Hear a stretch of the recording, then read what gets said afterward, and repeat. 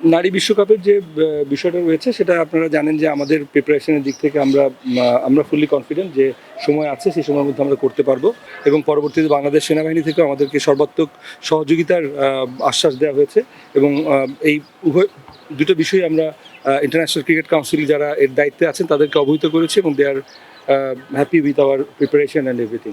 আমি বলি আজকে কারোর সাথে কোনো স্পেসিফিক আলোচনা হয় না, খুবই সৌহার্দ্যপূর্ণ সবার সাথে জাস্ট আলোচনা হয়েছে, বিভিন্ন অভিজ্ঞতা, বিভিন্ন তাদের এক্সপিরিয়েন্স একজন আরেকজনের সাথে শেয়ার করেছে, এক একজনের এক একটা এরিয়াতে এক্সপিরিয়েন্স, তো এই বিষয়গুলি মোটামুটি কথা হয়েছে।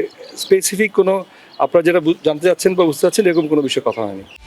একমাত্র ওয়ালটন এসি দিচ্ছে 1 বছরের রিপ্লেসমেন্ট গ্যারান্টি এবং কম্প্রেসারের 10 বছরের গ্যারান্টি।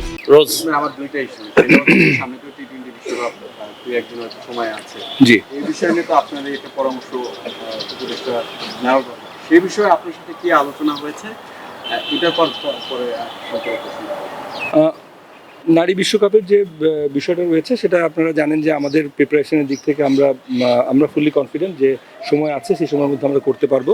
তারপরও সার্বিক পরিস্থিতি বিবেচনা করে সরকারও যথেষ্ট প্রোঅ্যাক্টিভ ভাবে সিদ্ধান্ত নিচ্ছেন বা কাজ করছেন। আপনারা জানেন যে এই সরকারের দায়িত্ব গ্রহণের প্রথম দিনই আমাদেরকে ডাকা হয়েছিল যে বিশ্বকাপের সম্পর্কে আলোচনা করার জন্য এবং পরবর্তীতে বাংলাদেশ সেনাবাহিনী থেকেও আমাদেরকে সর্বাত্মক সহযোগিতার আশ্বাস দেওয়া হয়েছে এবং এই দুটো বিষয়ে আমরা ইন্টারন্যাশনাল ক্রিকেট কাউন্সিল যারা এর দায়িত্বে আছেন তাদেরকে অবহিত করেছি এবং they are happy with our preparation and everything.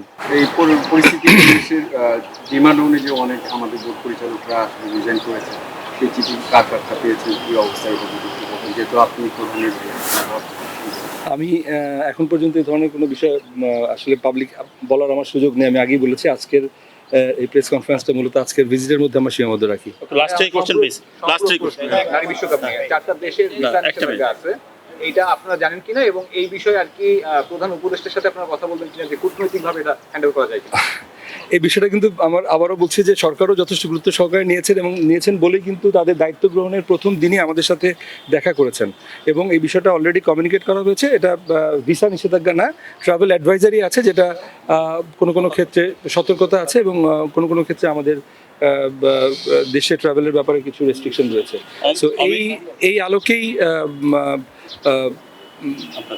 সরকারও কাজ করছে এবং আপনারা এটা বুঝতে পারছেন যে এই বিষয়টা আসলে কোনোভাবেই ক্রিকেট বোর্ড বা আইসিসি বা এই পর্যায়ের সমাধানযোগ্য না, এটা রাষ্ট্রীয় পর্যায়ের একটা বিষয় এবং সেভাবে কাজ হচ্ছে। যদি কোনো ধরনের প্রোগ্রেস হয় তাহলে হয়তো সেটা ডিসিশন মেকিংই দেখতে পাবেন।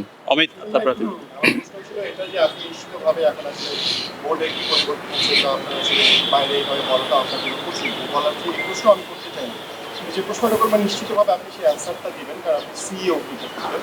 ক্রিকেট বোর্ডে যে ইন্টারনাল অডিট হয় সেই প্রতিষ্ঠানটার নাম কি, কতদিন ধরে আসলে ইন্টারনাল অডিট করছেন আপনি মনে করেন?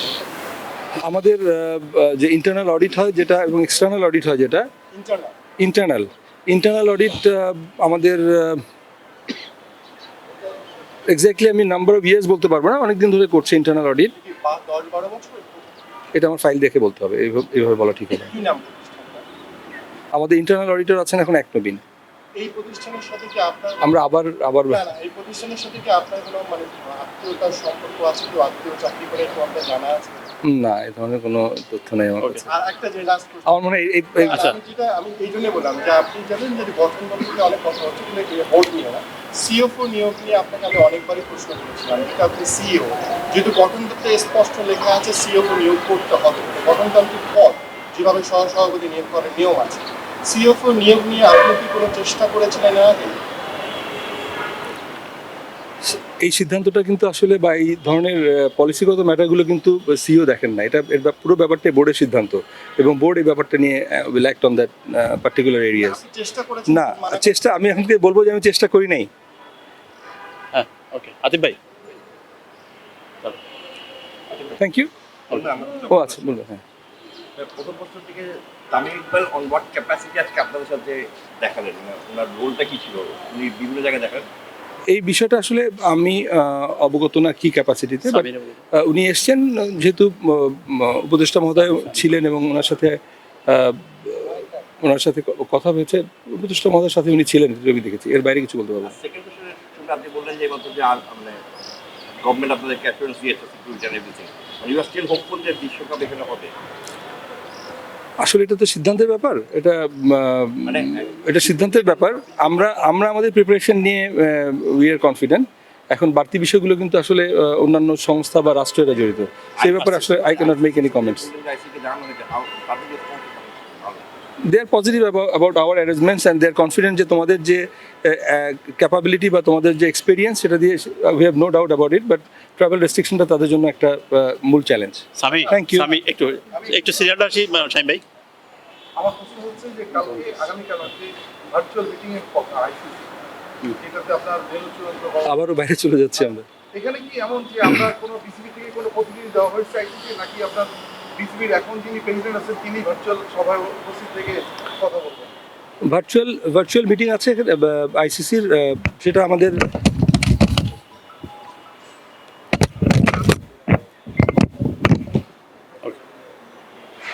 একটু সুনিশ্চিত করে বলবেন না।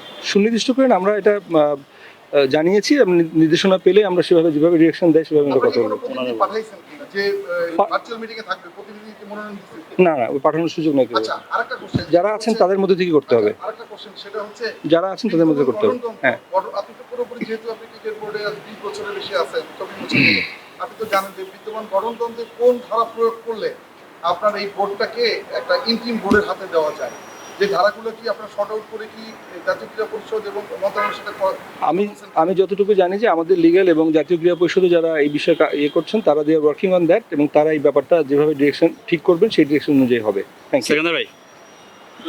আবার 5 তারিখ রাতে সন্ধ্যার পরে মানে রাত 9টার দিকে দুজন স্টাফ আপনার এখানে ঢুকেছে, প্রবেশ করেছে এবং সিসিটিভিতে সেটা রয়েছে। আপনারা এটা কি আপনি দেখেছেন বা এর ব্যাপারে কি তদন্ত এটা এই বিষয়টা আমি আপনাদের মিডিয়াতেই দেখেছি, বাট এই বিষয়টা নিয়ে আসলে কথা বলার এখনো সুযোগ হয়নি। আমরা কথা বলবো।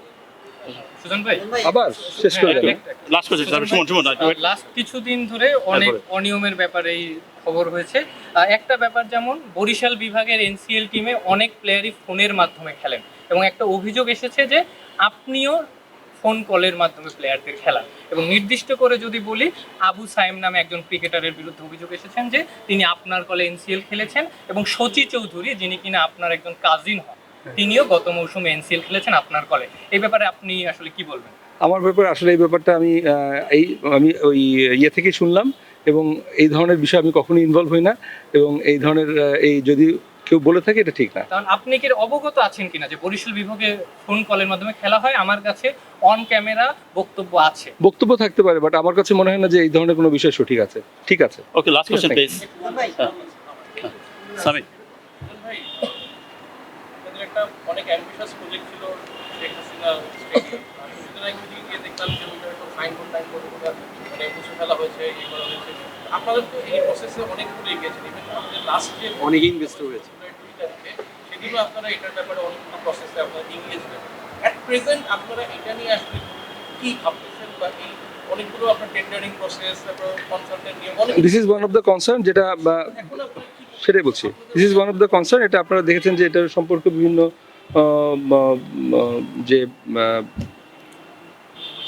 বিভিন্ন কর্মকর্তারা বা কারা এসেছিলেন যে যারা প্রোটেস্ট করেছেন বা তাদের কাছেও একটা তাদের অন্যতম একটা বিষয় ছিল এটা, সেটা আমরা অবগত করেছি, এবং সম্ভবত এটা আগামী বোর্ড সভা যেটা হবে সেখানে এই ব্যাপারে একটা সিদ্ধান্ত পাবো আমরা। আনুমানিক কত টাকা খরচ হয়েছে আনুমানিক? এই মুহূর্তে আমি বলতে পারবো না, ফিগার আউট করতে পারবো না। সুমন একদম লাস্ট কোশ্চেন, এরপর লাস্ট কোশ্চেন। একটু পিছনে যেতে যে বিসিবি সভাপতি একটা আমরা গত শনিবার দুদিনে কিছু ইস্যু ছিল যে তিনি পদ থেকে কথা জানিয়েছেন পরিচালক, কেউ যে অফিসিয়ালি বলছেন এই বিষয়ে আপনি কতটা অবগত, যেহেতু আপনি এখন সিইও, বিসিবির সিইও, তো আপনার it's a purely internal matter. আমাদের যদি কোনো বিষয়গুলো থাকে, আপনারা জানেন যে আমরা এটা বোর্ড, এবং এখন যেহেতু একটা ইন্টারিম গভর্নমেন্ট আছেন এবং আমাদের একজন মাননীয় উপদেষ্টা আছেন, এই বিষয়গুলো কোনো বিষয় যদি বোর্ডের এই বিষয়গুলোতে নীতি নির্ধারণী পর্যায় থেকে যে সিদ্ধান্ত আসবে আমরা সেভাবে will move on that, but আপডেটটা দেওয়ার মতো সিচুয়েশনে আমি নেই। ওকে, থ্যাংক ইউ।